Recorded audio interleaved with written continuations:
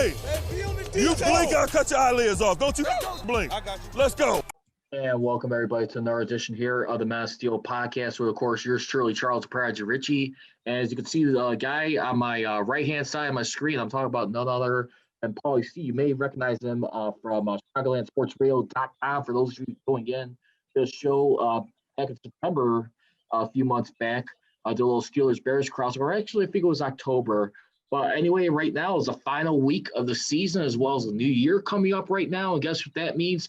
Playoff scenarios going into the final week of the season. We already know the Steelers already been clinched a long time ago. They got their division wrapped up on Sunday. Now the Browns are looking to do something for the first time in a long time, be back to the playoffs since 2002. But right now, during the day after Christmas, there's been up to 10 players on the COVID list right now. Browns players who've been COVID positive, who've been as COVID risk lately. And so that may be a big problem going into the final weekend of the Steelers matchup. We're looking to rest some starters. So far, we already know Ben Roethlisberger. He will be sitting out, but the rest of the starters, not known at this point, we'll probably know a little bit closer. Mike Tomlin did have his weekly press conference.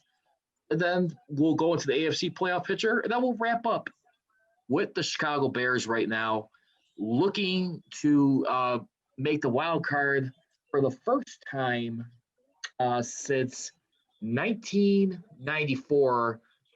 Will be the road team once again. Anyway, you can follow us on social media on Twitter and Instagram, beginning with my guy Paulie C right there. As you can see on the right-hand side of the screen, you can follow him on Twitter and Instagram at It's Me, Paulie C47. You can follow myself on Twitter and Instagram at Pride Richie. For the Mass Steel Podcast on Twitter, it is at Mass Steel CR, and on Instagram at Mass Steel Nation. Paul, it is great to have you aboard, my man. Should be an interesting and fun week for this playoffs. How do you feel heading in so far? Oh, yeah. Thanks for having me, Charlie. Appreciate you. Like you said, it's been a while, and I'm glad I can hop on here with you and talk NFL playoffs. And, I mean, you know, I'm a big Bears fan. You're a big Steelers fan. So it's nice for both our teams to be playing meaningful football at the end of the season. You still have a chance to wrap up that number 2, seed, right? So Bears have 2 possibilities getting into the playoffs. So it does this weekend's game, as important as it is, all their hopes do not hinge on it. So it's exciting. And just playoffs in general. I know we talked before, earlier this year with COVID, and no idea what was going to happen. I thought the season wasn't going to go down, but you thought they would figure out a way, and they have. And it looks like, I'm just excited to be watching playoff football now. So at the end of the day, this right here, need I say more? That will make people try and find ways of work. Oh, sure. I mean, especially the NFL being one of their own billionaire sports leagues right there with the rest of them. I just think it's just been amazing how they've been able to keep their season going, opting not to do a bubble yet.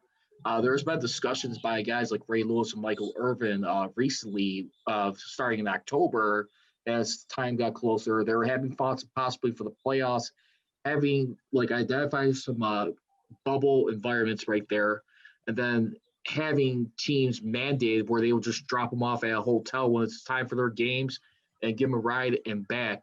But so far, the commissioner, he has not made the decision to go forward with that. So we'll be interested to see right here. It just amazes me how they're able to just do the league, just make sure you're not doing any mask violations.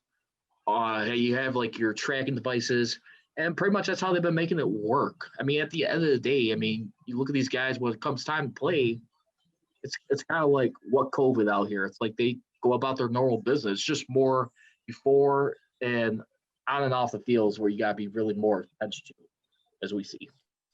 Yeah, I know, absolutely. And now we've seen enough of it now for all sports, right? It looks like half and half. Half the leagues went to a bubble environment. The other half didn't.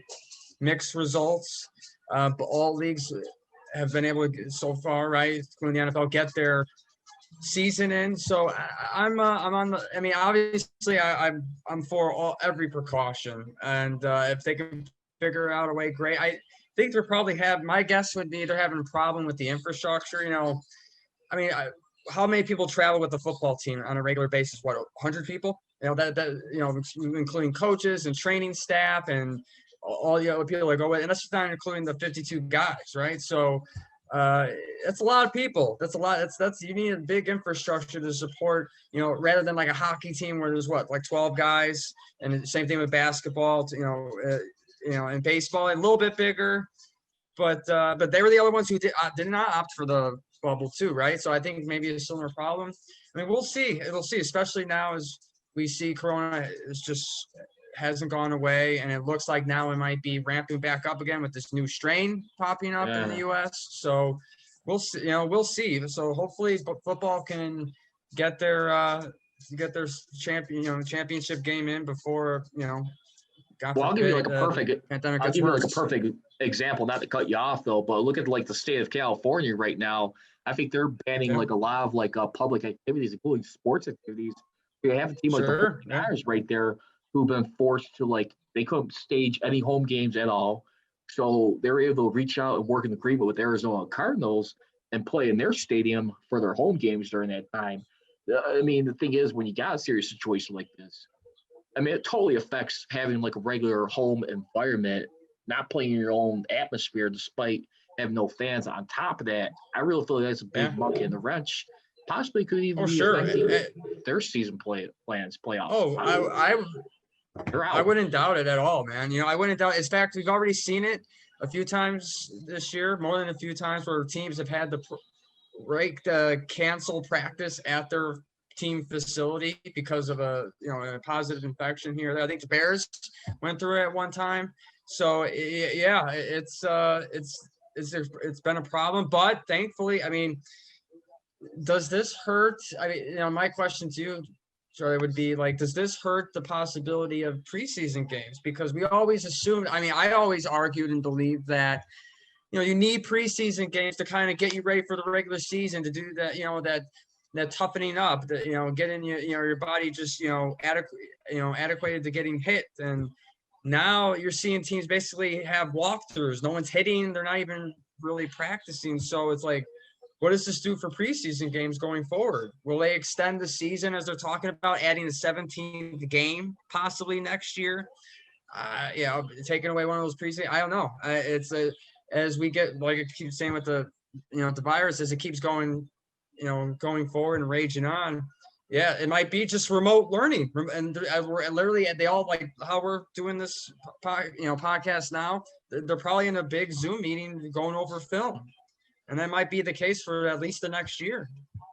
Yeah, you know what? And I tend to agree with you from the physicality standpoint, but if you also look at other teams too, who've also been the same boat. I mean, knowing what you had to sign up for, giving these guys times to make a choice before the season. I think those was end of July or beginning of August, where you had a chance to opt out right now if you really want to go through with the season.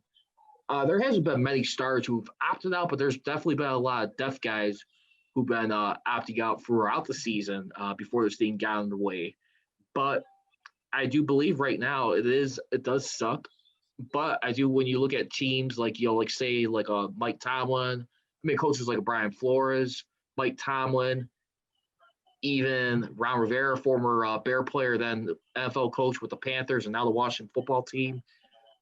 You look at how they're able to make it work right there. And it just really just comes down at the end of the day, just self-discipline. I mean, yeah, it's not the most rosiest environment, but at the end of the day too, it's all about your communication, how you prep, and how you could just be just leading example by the way, each way, and just just taking it with a grain of salt. Just remember, what you do off the field, it follows right here, and it could affect everyone.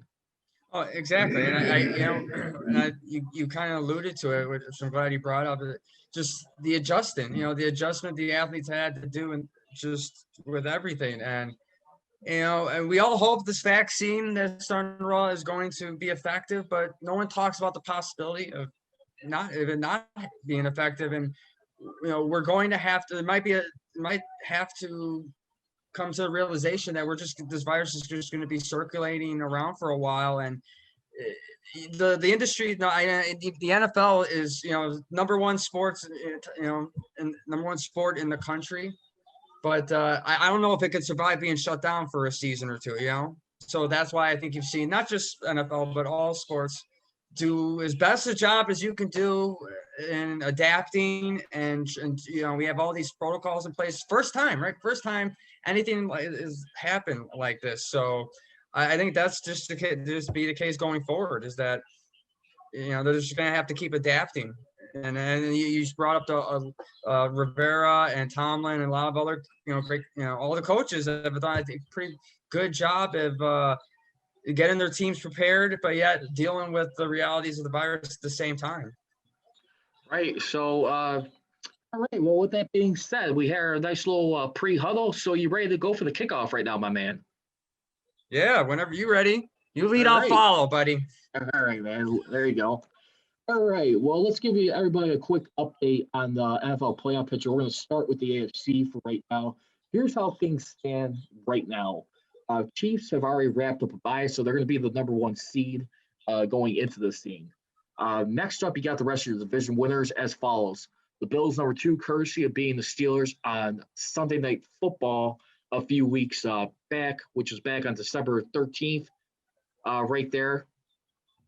And then you also had the Steelers coming in at number 3 since they wrapped up the AFC North this past Sunday with a huge come from behind victory over the Colts right there. They did not have to worry about the Browns losing, which they eventually did, but it didn't matter. Steelers already defeated them by that time, coming back from as many as 17 points down in that game. Then you got the Titans right now, who's still looking to wrap up their division right now. They're tied with the Colts at 10-5 right now. The Colts, who are out of the playoff picture for the moment, outside looking in, due to that Steelers loss, can, believe it or not, have a chance at not only getting as a wild card, but winning the division. We'll explain that in a moment. Then you got the wild card seasons follow. Number 5, Dolphins at 10-5, as well as the Ravens at number 6 and 7 with the same identical records. So just give you an idea of how these teams can clinch right now. You got the Titans. Sensing a trend here. What's up?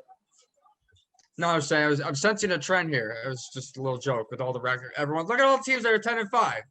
Yeah, well, that's just the AFC. NFC is a little bit kind of like. I know, but that's enough. I know. This goes to show you they're having a strong conference year right now. Yeah, no, it's great. It's great for parity in the NFL. I love it. No, I'm just I'm not trying. I'm not trying to knock it. I just think like, wow, let's talk about a dogfight. Yeah. So here's where it gets interesting right now. So with the Colts, let's start off with the Colts right now. We're the outside looking in right now. The way they could get into the playoff picture right now, with that being said, to knock off the Titans for the division, they would just need a Titans loss this week, as they'll be on the road in Houston, and then the Colts would just have to beat the Jacksonville Jaguars. If that is to happen, this is where the Colts catch the Titans at. They will catch them in their common games tiebreaker right now. Since both teams are in the division, you apply divisional tiebreaker. That's the third thing on this list. So both these teams will be 4-2 should the Titans lose, Colts win, and that would make the Colts have a 9-5 common games record, while the Titans would drop to 8-6, crowning the Colts as division champs. Now, if that were to happen right now, for the time being right now, so the Titans scenarios will be looking like this. To clinch a wild card, they could clinch with either losses by the Dolphins, which they own the common games tiebreaker, or the Ravens, which they beat them head-to-head. Or they could get in there with a tie plus a Browns loss. Titans would go 10-5-1. Browns would be 10-6. They could also tie plus a Ravens or Dolphins tie, and that will pull them in. Then you got the Dolphins right here. They're looking to clinch their wild card spot for the first time in a while since 2016. They could simply clinch with a win, or either by losses by the Ravens or the Browns. Ravens right now looking to get into the playoffs. simplest way for them to get in, can clinch with a win or losses by the Browns or Colts. Then you got the Browns right now, very simple for them. I mean, it's easier said than done, of course, what we just mentioned with them having players at COVID deemed risk right now. They would either need to win or have a Colts loss. For the Colts to get in as a wild card, they could get in right now with a win plus losses by either the Ravens, Dolphins, or Browns. So that's where it stands right now. So those are the tiebreakers right there. And as it pertains to the Steelers, this is the method I came up with right now, which I think will be easier for the Steelers for this case scenario. So remember, as I just mentioned to you, they're the number 3 seed right now. That's losing that head-to-head versus the Buffalo Bills. This is the way I see it. Steelers would need to beat the Browns. And as the Colts win and the Titans lose, Colts would become the AFC South Division champs. That'll lock up the Colts at the number 4 seed, which they could go no higher than because they would be 11-5. Steelers only got 3 losses. The worst they could do is 12-4. So if they win, they'd be 13-3. They would still get the number 3 seed. And if the Dolphins lose to the Bills lock up the number 2 seed. So this is how the playoff matchup scenario will line up for the Steelers. They'd be opening up the first round playoff matchup versus Miami Dolphins, number 3 versus number 6. Then the other seeds will be the Bills hosting the number 7 Ravens and the Colts hosting the Titans right there. So there you have it for the AFC. I know it's well, I mean, yeah, but I just made that, a little joke earlier about all the teams at 10-5. I mean, that makes sense. I mean, all those different scenarios. That's what's so exciting about this particular week in the NFL. I mean, it seems like probably more than in years past where you have a lot on the line this weekend. A lot of different scenarios can happen. Even more so in the NFC that we're going to get to in a little bit. So it's interesting. It's like, you said it. If this team wins and then this team loses or they win, there's so many different scenarios. I'm excited to see how is it all going to shake up. This weekend's looking like it's going to be one exciting weekend. Yeah, it's definitely going to be an exciting weekend, and I just feel for right now. I mean, more particularly with the Browns right now, a lot of people are still kind of hesitant when trying to trust this team to make that next step. I mean, obviously they have not been the same team since they moved out of Cleveland, but I actually ran a poll this morning pitting what was the worst move in NFL history as far as teams being moved out of town, and this is the options I pulled out there. I had the Colts moving from Baltimore to Indiana overnight due to Bob Irsay, who's the late father of the current Indianapolis Colts owner, Jim Irsay. The Browns eventually losing their players and their coaches, relocated to Baltimore and eventually became the Ravens while the Browns' name stayed behind. Or the Chargers from San Diego to LA. And guess who led the charge right here? I think the easy answer would be the Browns, no? Actually, believe it or not, surprisingly, right now it's fresh in a lot of people's minds. The Chargers from San Diego to Los Angeles at 81% leading the charge on that poll. That surprised me because, it's not like – we watch San Diego Chargers games. It's not like they were selling out that stadium. No, and not that too.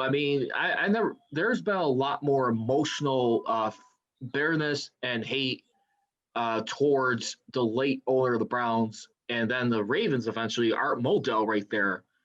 He was the guy right there who was pushing for a stadium to be redone. He felt backstabbed and he didn't feel like he was making enough money for it to be suitable as a franchise. They're playing in an older stadium and he just felt like the government and they were catering to the Indians and the Cavs at that time. Back in the late 80s, early 90s. And when it came to his turn, he felt like he was being ignored. So he gave the middle finger to them. It's just listen, it's like you leave me no choice. And just right there. It's been over 4 McCaskey. No, I was going to say, memory serves correctly. I almost want to say, I think even the McCaskey's starting to move the Bears at one time because they want, the state of Soldier Field to be updated. So it's a card that I think a lot of owners try to play. We'll pick up the team and move. I mean, it's more times than not, it seems like it does happen, unfortunately. But I mean, it's like really, they got the Browns back. It's not like they're gone permanently. They got the team back. They got a franchise back. I get it. There was a rebuilding process and whatnot, but most of these places that lost teams got teams back. So I don't know. That's kind of still a little surprising me that they're still hurt over it. It's like you got a team back. I mean, I think the only problem is with that. Lost time. I think I'm hearing what you're saying. A lot of Browns fans are, but the biggest point you got to understand too, they felt like at that point in time that they were still kind of like building some momentum to really getting closer to like a real good winning team that could really have another chance eventually at making not only a deep playoff run but a Super Bowl run at that point. I mean, it'll probably be a little bit longer, but it disrupted a lot of momentum, forcing the shutdown, allowing a new team to come into the horizon, the Ravens right there. So what ended up happening as a result, they had to come back as an expansion team with a clean new slate of players right there. So they had to be treated like a Vegas Golden Knights, like a brand new team. Just the only thing that they were able to keep was the intellectual property of the Browns' name and their records. So how long were they without a team? Do we know? They were without a team for 3 straight seasons after that. So they came back in 1999. I mean, I get it. I mean, listen, it's hard to argue against people who got literally in the middle of the night, right? Literally, and then the team picked up that was darkness right there. and left. Yeah. Or okay. See, I got my expansion teams confused, but no, you're right. I mean, it's it's a great point. It's hard to argue. I just feel like but to still have that, it's like I don't know. Maybe it's time to move on. It's like you said, those teams. I can see Seattle SuperSonics fans still being ticked and whatnot, but I don't know. I get it. I get it. But I mean, but to your point about the Browns now, I mean, they're staring down the playoff berth, right, for the first time in a while. So I think it's good. Any team, not just the Browns. I think the Bills too. That's another team that for the longest time, right, just being the bully pulpit in the AFC East, for the Patriots. So I think it's good for the NFL when not just you have the typical premier franchises, but also those teams you don't always see, like the teams we're just talking about. It's great parity. That's what I think I mentioned before. It's great parity in the league. So this is I don't know if the NFL could have asked for a better playoff picture this year, honestly. So real quickly, let's go ahead and give our answer to the matchups right now. You're going to have the Bills finish off the season hosting the Miami Dolphins. Of course, the Dolphins, their easiest path, of course, just like the rest of the wildcard teams. Just when you take care of business right now. But the Bills may still be wanting to play that number 2 seed. Now, keep in mind, if the Bills are able to win, and let's just say the Browns win, they'll be opening up against the Browns team. And hopefully by that time, they should probably get most of all their players back from self-isolating right there. So beginning with the Dolphins and Bills, who you got in that matchup? Bills. I like the Bills. I think they've been, they've been a really strong team all year. They got some great victories. Plus, my cousin's a Bills fan, so just for him, I'm going to pick the Bills. I mean, I love what the Dolphins have done. Right? They did the QB change earlier this year, right? So they've tried some different things, So I think they're a team on the rise, but I think the Bills they're the team right now. So yeah, I'll take the Bills. What about you? I am going to go with the Miami Dolphins right now. And the reason why I say this, I've seen a lot from this past Saturday against the Raiders team who actually gave them a gift and kind of cut their own throats after losing that game. They were eliminated for the playoff contention officially right there.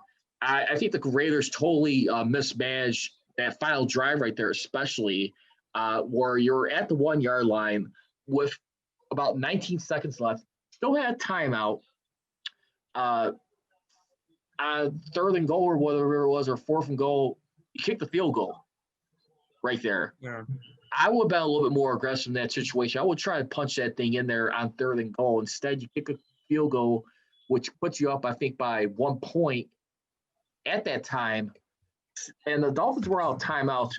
Still reasonable enough time, depending where they were in field position. They were at their own 30, I want to say.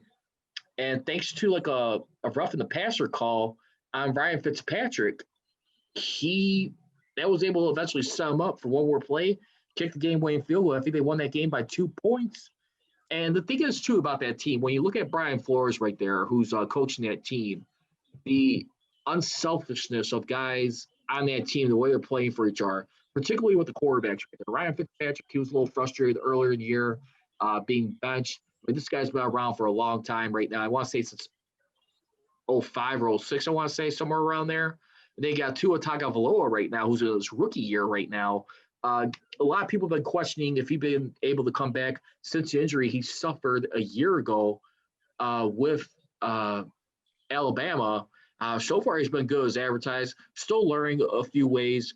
Brian Flores has been hesitant to bench them, but either way, you've been seeing Fitzmagic come up, and they have no problems like supporting one or whatever those roles are. So I gotta go with the Dolphins right there. I feel like some momentum, and plus, what do the Bills really got much to play for? Either way, I mean, it is playoffs. I don't think you're afraid to play whoever you got to play. But at the same time, too, I do think it's a little bit of strategy. So give me the Dolphins in that one. Okay. I mean, Fitzpatrick, I mean, he's a good, solid backup. It's the reason he's been on how many different teams in his NFL career. He's solid. Don't get me wrong. He's solid. The guy's got a cannon for an arm, but we'll see. We'll see if he can get it done. Yeah, definitely. We'll find out what kind of magic he's got left in that tank going up into this Fitzmagic game. Yeah, but at the same time, he's doing enough right there to command the respect right there at the end of the day for teams still counting this guy right here. All right, let's go ahead and get into another matchup.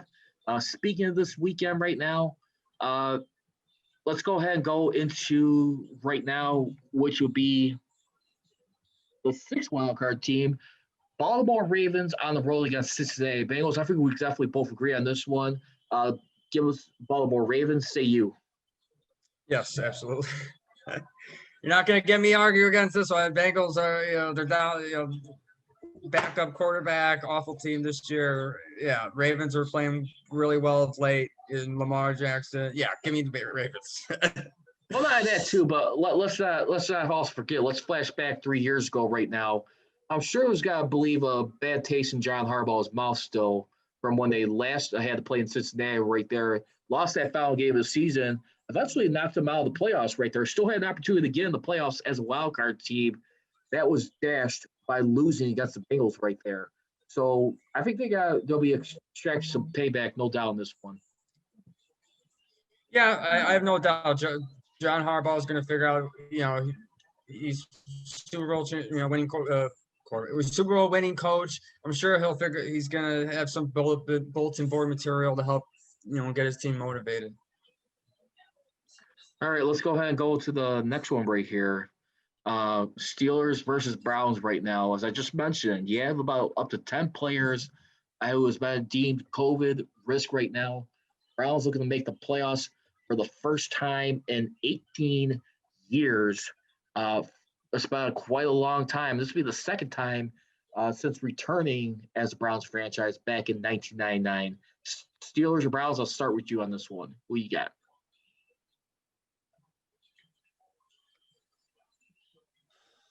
If Big Ben was playing, I'd say the Steelers. But since, it's going to be Mason Rudolph. Now, you can tell me a lot more about him. I mean, you've seen him a lot closely than I have.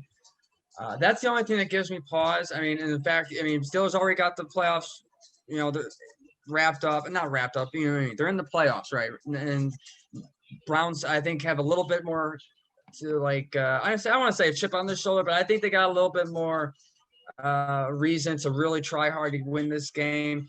I believe Steelers will give it to all, but sorry, bro. I'm going to say the Browns. Hey, not offended over here, but I will say this. I do feel like right now one of the biggest interesting headlines going into this Mason Rudolph, who was going to be getting the start right here. Last time they were in Cleveland, it was well over a year ago.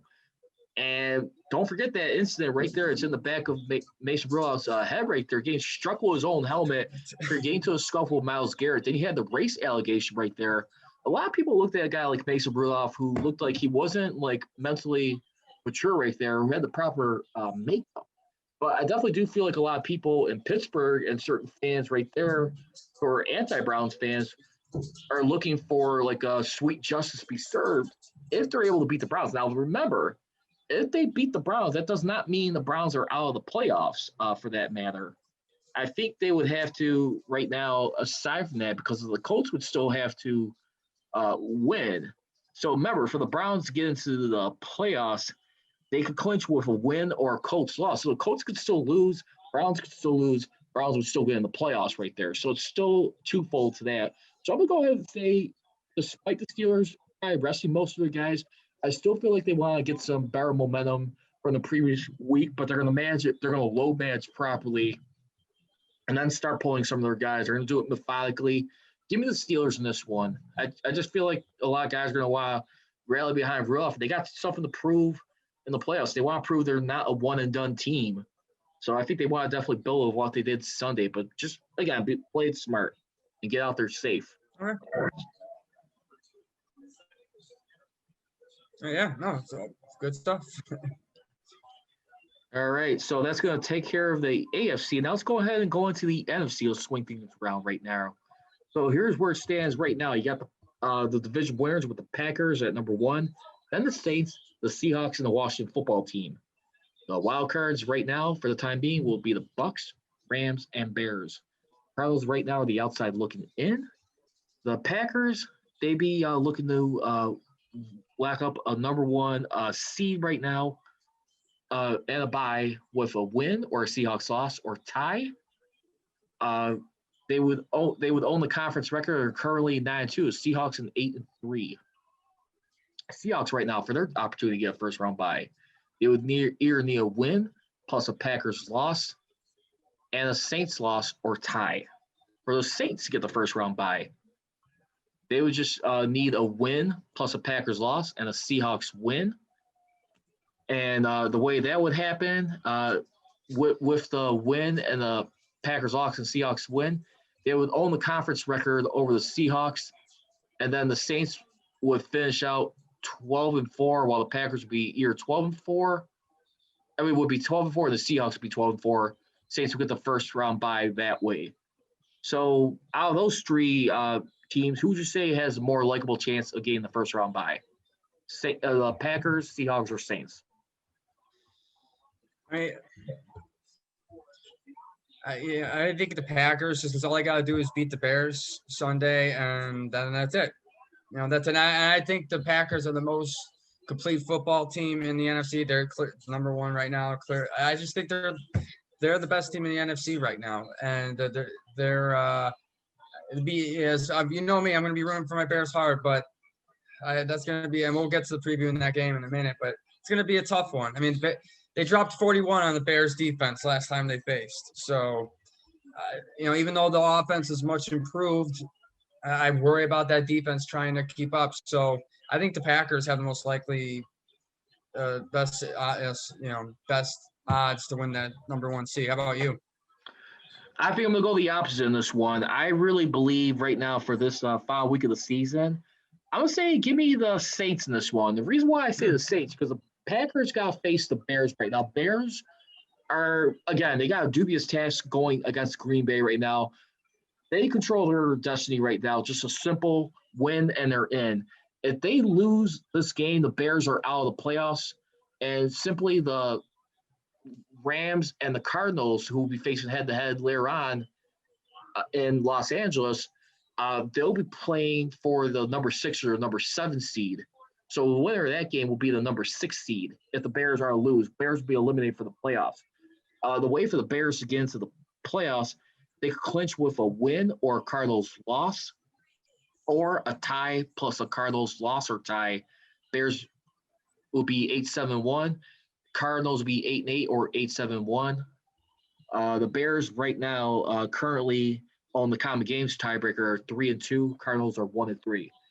But back to the first round bye, I'm gonna go ahead and give me the Saints. Saints gotta be in Carolina right there, facing the Panthers right there. Seahawks, like I said, they gotta go up against the Niners right there. If you look at the path for the New Orleans Saints here, like I said, you need a win plus a Packers loss and a Seahawks win. I could definitely see the Seahawks taking care of business against the Niners right there. The question, the key will be, is if the Bears could knock off the Packers right there. And if this is going to be Drew Brees' final run at a ring right here, I think this would be the best time to have the home field advantage. Go for that dome right there, not be in cold weather. I'm going to say give me the Saints most likely as a 60% chance to gain the first round. Nice. That'd be, hey, that means the Bears would get a win on Sunday, basically, is what you're alluding to, I would imagine, right? So I'm all for that. I mean, I hope that happens. And they would need the Bears and Seahawks to win, and the Saints would need to win to get the first round bye, basically. And to your point about Drew Brees, how many years left does he got? And the guy, they thought his career was done when he left San Diego, right? Because of his shoulder, and now he's go on to become one of the greatest of all time. I think he's the most accurate quarterback of all time. But that's the discussion for another day. So if this is his last hurrah, I could see that the angst and the pressure from Sean Payton and like, hey, this is our chance, because once Drew goes, it's back to the drawing board to fill those big shoes. So I mean, Saints, I think they're going to win. I think Saints are going to win this Sunday. So we'll see what the Bears-Packers do, right? Yeah, and real quickly, before we get out of here, I know we got a few more minutes to wrap up here, but real quickly, we saw the Bears go out of the 6-game losing streak right there. They've won 3 games just recently. They've been 3-6 in their last 9 games right now. They will allude to, as far as like Matt Nagy finally giving up the offensive play calling to Bill Lazor right now, who's seems to be doing a pretty decent job controlling this team right now. And you've always said, we have many conversations off the side here, Mitch Trubisky could still be a decent quarterback as long as he's got the right coach and the right system here. Obviously, with the pressure being off of Matt Nagy. And to be honest here, like I said before, I was never sold on Foles. But Trubisky at the same time, it's never been a clear winner. But I definitely do feel like the team seems to respond better when Trubisky's under center. Simply what he could do was mobility right there. Still got a legit defense right there. The only thing is they're not going to be able to host any games more than likely at this point. They'll be a 7th seed. But what's your collective thoughts when you sum up the season and really trying to save the season with a playoff, but at the same time, devil's advocate, you may be extending Nagy and Pace for a bit longer at the same time while doing so in the process? In a word, mess.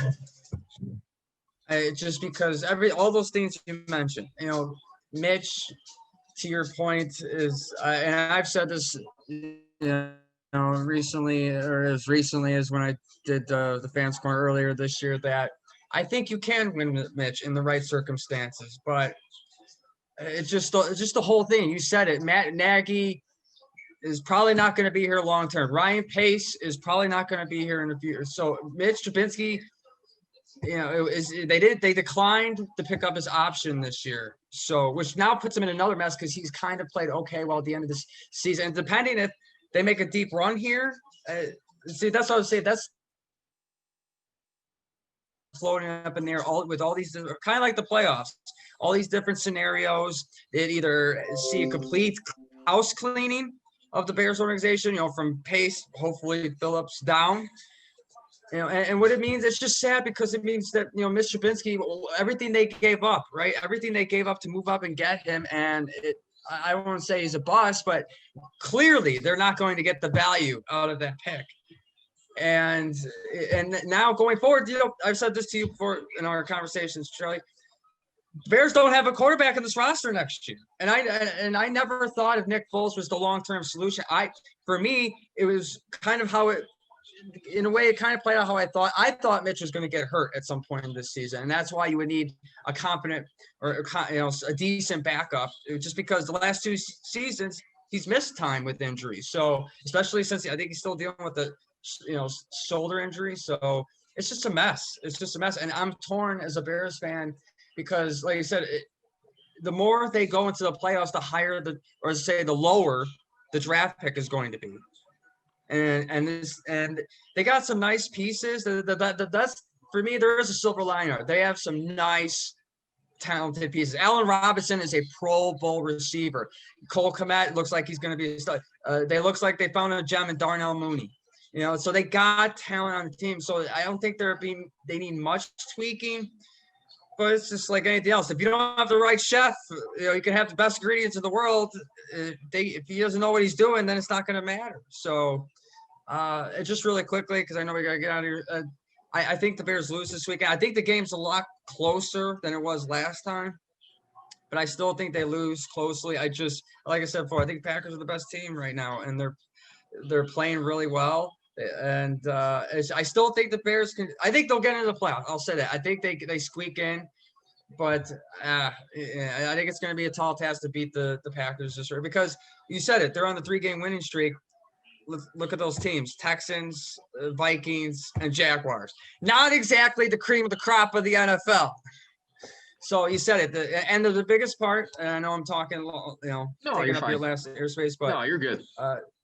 Just the offensive. They finally solidified the offensive line, which has really helped turn this thing around. Feeding the ball to Montgomery, setting up Mitch for his strengths, like you said, and that's a credit to Bill Lazor. So there's too many questions and too many different scenarios right now. So I'm torn. They can make a deep run to a Super Bowl. Sorry. I'll love it. It'll be awesome. It'll be worth whatever's going to come down the pipeline next year. But right now, we'll see. But I'm happy, and I'd rather be in the playoff hunt than not. So. Yeah, I will say this too. I think the only reason why Bears fans can be a little hesitant, this is the main reason. I think they should be able to pull it off this Sunday. I think they should. I mean, it's in Chicago, despite no fan attendance. I'm a little bit better circumstance first playing Lambeau Field, but let's be honest too. Ever since Brett Favre came into the league, early '90s, right there, this Bears-Packers rivalry has not been nearly the same, except maybe when Lovie Smith was there for his 9-year period right there. But when you really look at it, though, I think you give a lot of Bears fans less optimism because it's not like we're back in the day where you had the Monsters of Midway dominating a losing Packers team right there where they would take care of business. This rivalry has turned the tide and momentum of the Packers' favor at the end of the day. So at the end of the day, it's kind of like where you probably say like maybe like a Cowboys-Giants type of situation, 49ers, Seahawks. It's just, it's still Bears-Packers, but at the same time, can the Bears have that killer instinct in a big game right there? I hope so. Remember the 2013 ending, the 2010 championship game. Unfortunately. Oh, how could we forget? No, you're right. And you said it, Charlie. Outside of those, I would say most of Lovey's tenure with the Bears, he dominated that rivalry. That was when it was swung in the Bears' favor. It was when Lovie Smith was there. Probably those last 2 years is probably when it started to go back to what it is now. But you said it. I mean, I think that's why a lot of Bears fans are just cynical because you said ever since Brett Favre, we're going over 20 years now, they have just been just the battering ram for the Packers. So Bears have all bulletin board material, all the reasons to try and win this game, not mentioning the playoffs. So I really hope that the Bears can play spoiler here. I mean, the NFL flexed it right to a 325 game. Bears, Packers, playoff implications. How can it? I mean, it can't get any better, right? So the only way it can, I'll take that back. The Bears win. That's how it gets better. Well, I want to thank you once again for joining me here on this Matt Steel podcast, NFL playoff edition, talking in more particular Steelers and Bears, as well as the AFC, NFC playoff scenarios right there. Once again, you can follow my man, Paul C, on Twitter and Instagram at It's Me, Paulie C47. You can follow me as well on the Matt Steel podcast on Twitter at Matt Steel CGR, at Matt Steel Nation. For all this wish you right there. So I wish everyone a happy and a blessed new year. And Paulie C, continue to keep doing the great things you're doing out there. Don't be any more proud of you. Yeah, likewise, Charlie, same to you, man. Thank you so much for having me on again. Maybe we do this before the Super Bowl. Do like kind of like a recap of the season and preview of the game. And same to you, man. Proud of everything you're doing. You've got a great following, and thank you so much for letting me come on and yab on a little bit, talking about the Bears and the NFL. I appreciate it. No problem. We'll make sure we'll make it happen. Well, as always, leave Hey, it. Don't be you got it. trolling, be rolling. Here we go. We gone.